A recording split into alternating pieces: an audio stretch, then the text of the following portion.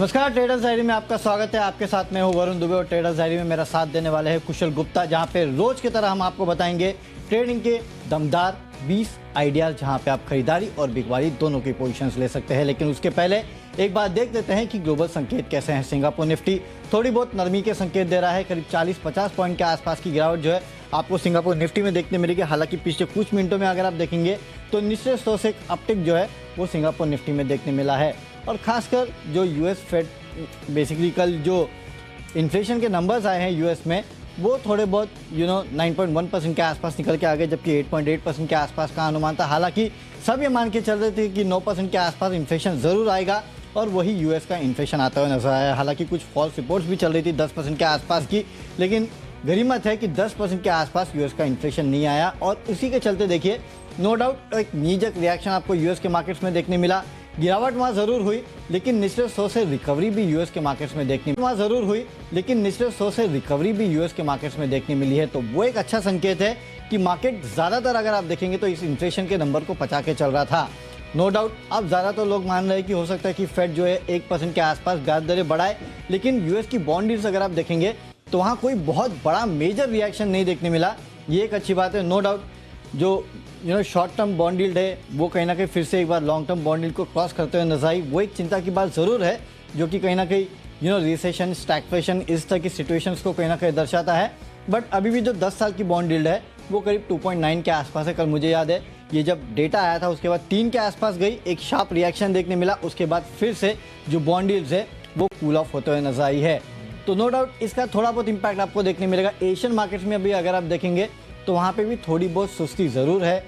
Hang Seng अगर आप देखेंगे, निक्केई अगर आप देखेंगे, शंघाई अगर आप देखेंगे तो उसमें से शंघाई जो है उसमें गिरावट है। बाकी मार्केट्स थोड़े बहुत निचले स्तर से रिकवरी दिखा रहे हैं। तो मूड माहौल ऑलमोस्ट आज ठीक ठाक है, इतना ख़राब भी नहीं है तो इतना अच्छा भी नहीं है। इसके लिए मेरी टीम तो है ज़्यादातर मिक्स है। और याद रखिएगा आज वीकली एक्सपायरी का दिन है, तो देखना होगा उसके चलते क्या एक्शन देखने मिलता है। कुशल, आपकी क्या रणनीति है? आपने अपनी टीम कैसे बनाई है? और मुझे याद है कल तो आप बोल भी रहे थे कि 9% के आसपास आएगा इन्फ्लेशन, वही आया है। बिल्कुल 9% के आसपास का इन्फ्लेशन मतलब हमारा अनुमान था, बट स्ट्रीट एस्टिमेट्स जो है 8.8% का ही था। 9% जो इन्फ्लेशन का डेटा आया है उसकी वजह से नीजक रिएक्शन 450 अंक डाउ जोन्स लुढ़कता हुआ नजर आया। बट उसके बाद निचले स्तरों से रिकवरी हमें देखने को मिली। हालांकि 200 अंकों की गिरावट के साथ फिर भी डाउ जोन्स बंद होते हुए नजर आए। बट अगर आप स्पेसिफिकली देखेंगे तो जो बड़ी चीज अब इसकी इंप्लीकेशन बन रही है वो होने वाली है 27 जुलाई को जो फेड की बैठक होने वाली है। उसमें जो कल प्रोबेबिलिटी थी ये इन्फ्लेशन डेटा आने के पहले 10 से 12% की 1% की हाइक होगी, अब वो प्रोबेबिलिटी 76% होती हुई दिख रही है। तो अपने आप में ये एक थोड़ा सा चिंता का विषय जो है बाजारों के लिए बन सकता है। और जिस वजह से कल अगर हम देखें तो एजेक्स निफ्टी में भी नीजक रिएक्शन आया था जब इसके इन्फ्लेशन के डेटा 6 बजे आए थे उसके बाद। और कहीं ना कहीं अब यही देखना होगा कि भारतीय बाजार जो है किस तरह से पैन आउट होते हैं। बट मेरा जो रुझान है आज के लिए, आज थोड़ा सा कॉन्ट्रा है आपसे, और लार्जली मुझे लग रहा है कि आज बाजारों में थोड़ी गिरावट रह सकती है। गिरावट रह सकती है। और कहीं ना कहीं ये जो इन्फ्लेशन का डेटा है उसके बाद फेड की पॉलिसी के ऊपर जो लोगों के अब तर्क बन रहा है कि 1% के आसपास भी ब्याज दर बढ़ सकती है। इनफैक्ट कुशल, कल तो अब काफी सारे मैसेज ये भी आने लगे थे कि आरबीआई भी 50 बेसिस पॉइंट के आसपास रेट बढ़ा देगा। हाँ, वो होगा ही, जो पॉलिसी है क्योंकि ये पॉलिसीज करेक्ट। हाँ, तो अगर फेड ने 1% बढ़ाया तो आरबीआई की तरफ से भी 50 बेसिस पॉइंट के आसपास की बढ़ोतरी हो सकती है। लेकिन देखना होगा, हमारे इन्फ्लेशन के हालात इतने खराब नहीं है तो कहीं ना कहीं उसका कितना इम्पैक्ट होता है ये सब देखना होगा। लेकिन जैसे कि हमने कहा, कुशल के पास तो ज़्यादा सेल आइडियाज़ है, मेरे पास खरीदारी के भी आइडियाज़ है। इनफैक्ट आज थोड़ी खबरों की कमी थी, उतनी ज़्यादा खबरें थी नहीं कि आप खबरों के चलते पूरी टीम बना ले। तो काफ़ी सारे काउंटर्स मेरी टीम में तो ऐसे हैं ना कुशल, जहाँ पे टेक्निकल ब्रेकआउट या ब्रेकडाउन देखने मिल रहा है। ऐसे काफ़ी सारे काउंटर्स मैंने चुने हैं। हो सकता है कि बाजार की तेज़ी या गिरावट के साथ आपको वहाँ पे कॉन्ट्रा व्यू देखने मिले, लेकिन ये ऐसे काउंटर्स हैं जिनमें एक थोड़ा बहुत मीडियम टर्म ट्रेंड जो है वो बनता हुआ नजर आ रहा है। और ऐसे स्टॉक्स को मैंने अपने टीम में शामिल किया है। तो कुशल, सबसे पहले शुरुआत कर देते हैं। अच्छा, एक चीज़ और बताना भूल गए, कच्चा तेल अब वो $100 के नीचे 99 पे सेटल ही हो गया ऐसा लगता है। और अब वो ना बेंचमार्क बन गया। अब शायद कल सरप्राइजिंग था एक और चीज पता है, कच्चे तेल का जो रिएक्शन आना चाहिए था बाजारों पर वो देखने को ही नहीं मिला। इनफैक्ट जो पेंट स्टॉक्स हैं या जितने भी अन्य स्टॉक्स जो हमने अपनी लिस्ट में भी शामिल किए थे, वहां पर उतना बड़ा रिएक्शन जो 7% का कट आता हुआ दिखा वो आता हुआ नहीं नजर आया। तो ये एक मेरे लिए थोड़ा सरप्राइजिंग फैक्टर था कल। हाँ, तो लोग वही बचा के चल रहे थे ना कि ये जो इन्फ्लेशन आएगा ना यूएस का वो थोड़ा डराने वाला हो सकता है। शायद हम उसको ऑलरेडी पचा भी चुके हैं। लेट्स सी क्या होता है मार्केट में, वो तो आगे आपको बताएंगे जब शेयर बाजार लाइव में आने से दीपांशु जुड़ेंगे, लेकिन अब हम आपको बता देते हैं कि कौन से स्टॉक्स को हमने अपने टीम में शामिल किया। तो कुशल, पहले मैं शुरुआत कर देता हूं बिल्कुल अपने कैश के काउंटर के साथ और एंजल वन। यहाँ पे आज खरीदारी करना है। बेसिकली इस कंपनी के नतीजे आने वाले हैं और आपने आनंद राठी के नतीजे देखे, कितने बढ़िया नतीजे आनंद राठी ने पेश किए हैं। तो ये पूरा स्पेस जो है वो अभी भी बजिंग है। आपको याद होगा कल तो बीएससी लिमिटेड के स्टॉक पे भी काफ़ी लोगों की राय आ रही थी खरीदारी की, और कहीं ना कहीं ब्रोकिंग इंडस्ट्री, एएमसी स्टॉक्स या फिर बीएससी सीडीएस जैसे स्टॉक्स जो है वो फिर से लोगों के रडार पे आना शुरू हो चुके हैं। और एंजल वन के आज नतीजे भी आने वाले हैं। मेरे ख्याल से नतीजों को पहले आप एक पोजीशन बना सकते हैं।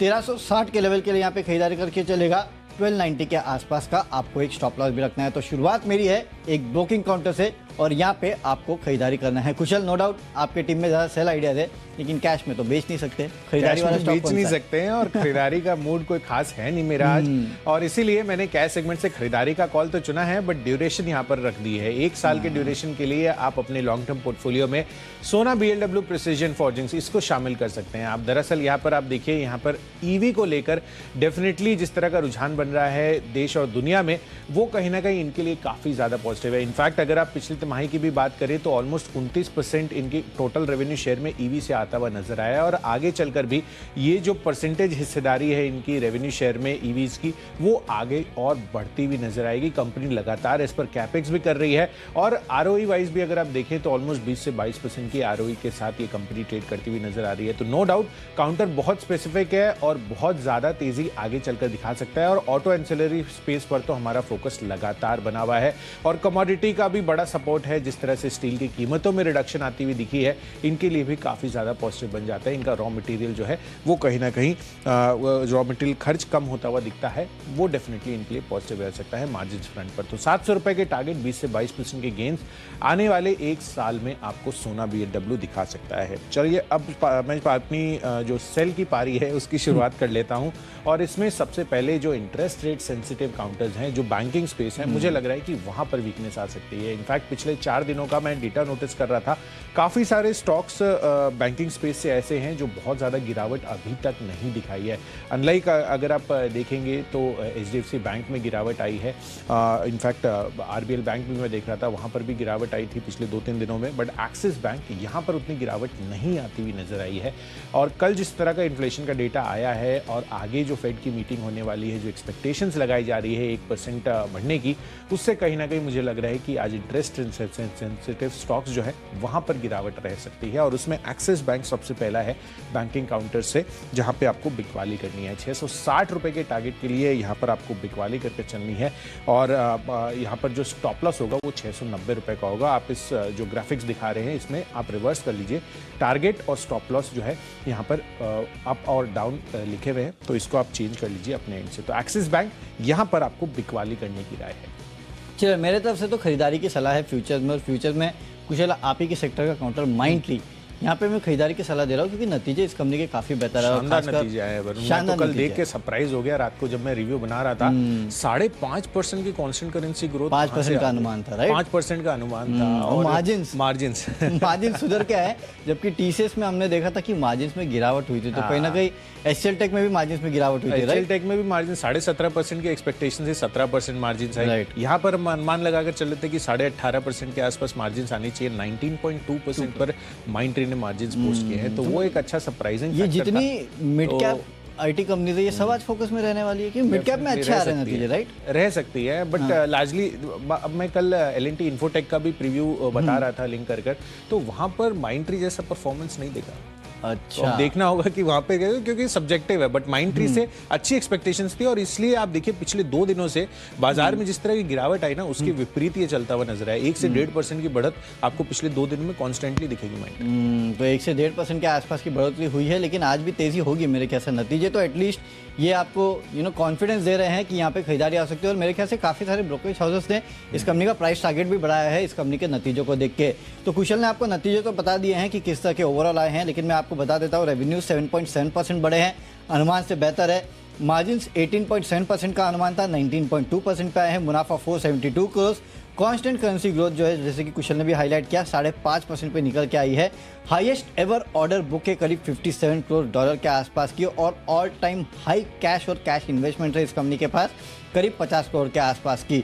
थोड़ी और स्टडी करने का मौका मिलता तो मैं इसको इन्वेस्टमेंट के तौर पे देता कि यहाँ पे आप इन्वेस्टमेंट करके चलेगा, लेकिन नो डाउट क्योंकि कल शाम को ही नतीजे आए हैं, इसके लिए नतीजों के बेसिस पे मैं आपको यहाँ खरीदारी की सलाह दे रहा हूँ। 3000 के आसपास के लेवल के लिए आज आप यहाँ पे खरीदारी कर सकते हैं। 2840 के आसपास का आपको यहाँ पे स्टॉप लॉस रखना है।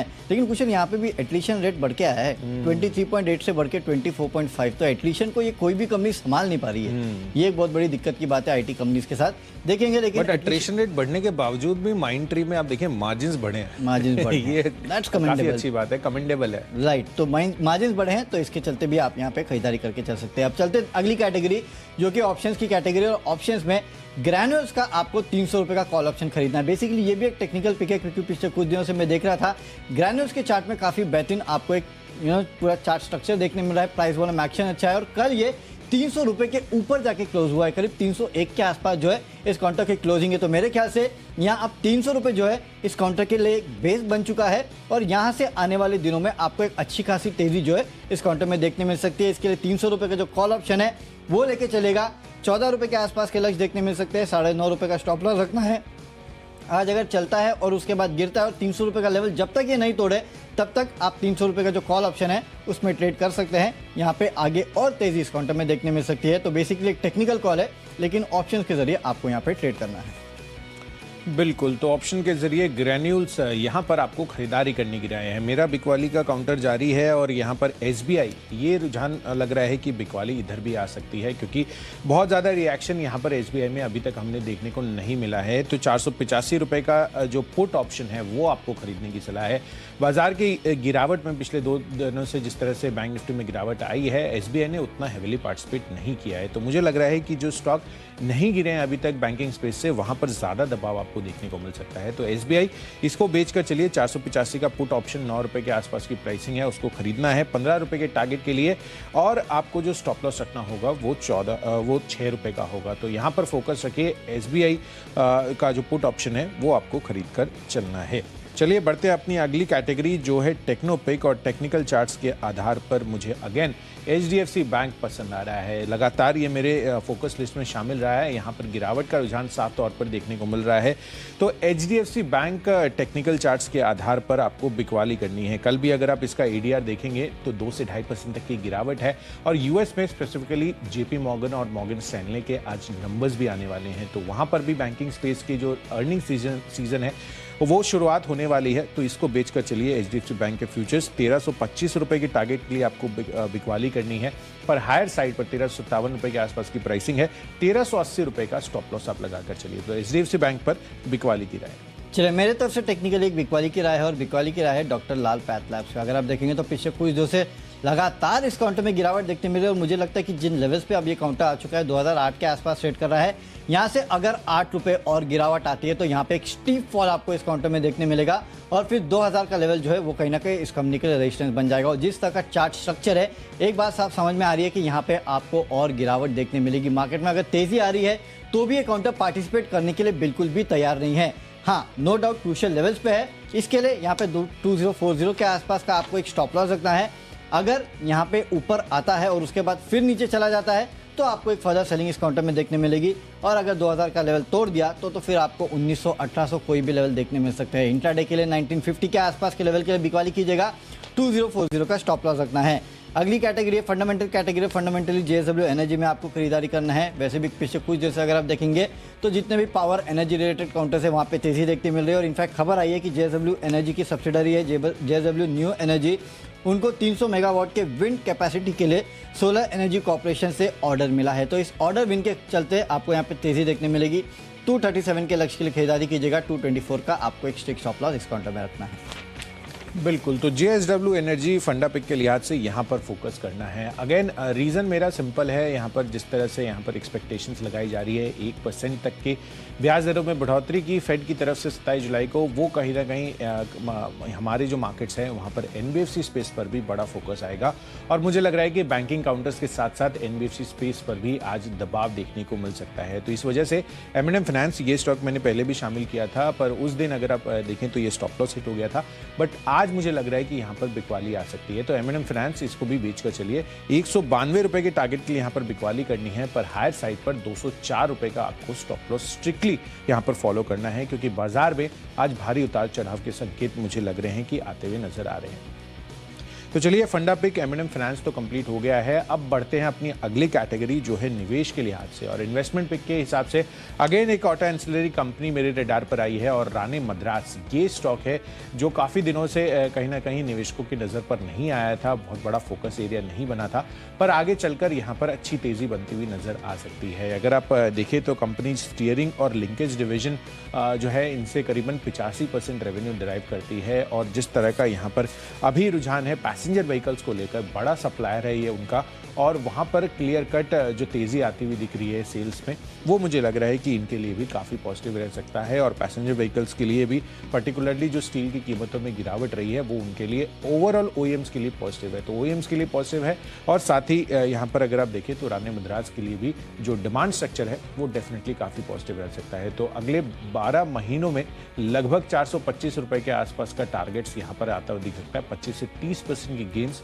आप इस काउंटर में देखने को मिल सकते हैं। तो राणे मद्रास खरीदारी करके चलिए निवेश के लिहाज से। चलिए, मेरे तरफ से निवेश का काउंटर है डेटा पैटर्न्स। यहाँ पे आप खरीदारी करके चलेगा। देखिए, कंपनी तो काफ़ी अच्छी है, हाल ही की लिस्टेड कंपनी है, और आपको याद होगा कि एरोस्पेस और डिफेंस का कारोबार जो है उसमें भी ये कंपनी काम करती है। तो काफ़ी सारी अपॉर्चुनिटीज़ है कंपनी के लिए, क्योंकि लगातार सरकार जो है वो डिफेंस के ऊपर अपने खर्चे बढ़ाते जा रही है।